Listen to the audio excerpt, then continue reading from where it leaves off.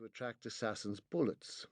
A successful IT billionaire with a shady past and alleged mob connections. Rumour had it that his company, Fish and Chips, had made it to the top on the back of stolen research. Of course, nothing was ever proved. Not that Chicago's district attorney hadn't tried. Several times. A waitress wandered over, giving them a dazzling smile. "Hello there, young man. Would you like to see the children's menu?" A vein pulsed in Artemis's temple. "No, mademoiselle. I would not like to see the children's menu. I have no doubt the children's menu itself tastes better than the meals on it. I would like to order à la carte. Or don't you serve fish to minors?" The waitress's smile shrank by a couple of molars. Artemis's vocabulary had that effect on most people.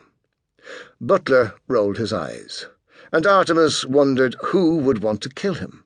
Most of the waiters and tailors in Europe, for a start. "Yes, sir," stammered the unfortunate waitress. "Whatever you like." "What I would like is a medley of shark and swordfish, pan-seared on a bed of vegetables and new potatoes." "And to drink?"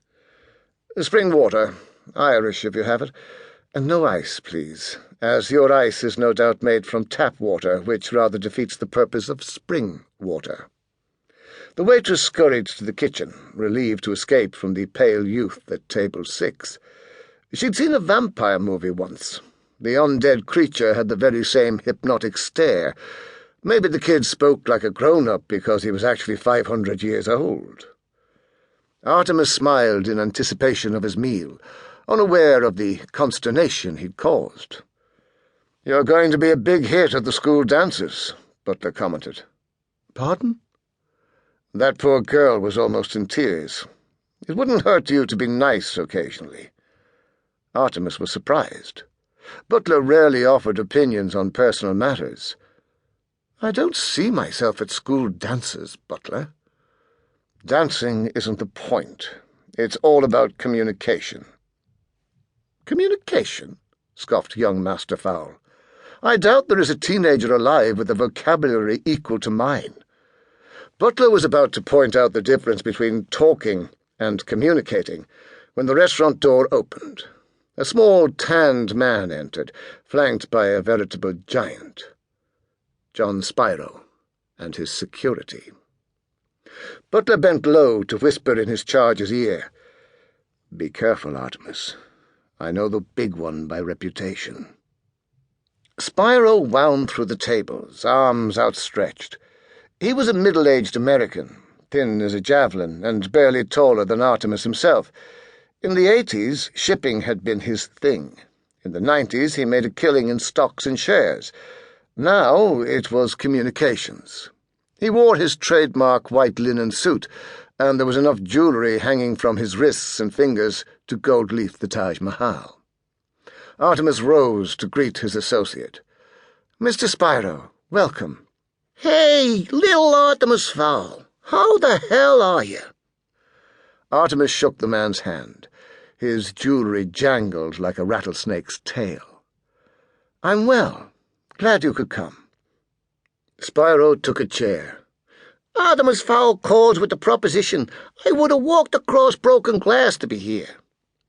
The bodyguards appraised each other openly. Apart from their bulk, the two were polar opposites. Butler was the epitome of understated efficiency. Black suit, shaven head, as inconspicuous as it was possible to be at almost 7 feet tall. The newcomer had bleached blonde hair, a cut-off T-shirt, and silver pirate rings in both ears. This was not a man who wanted to be forgotten or ignored. "Arno Blunt," said Butler. "I've heard about you." Blunt took up his position at John Spyro's shoulder.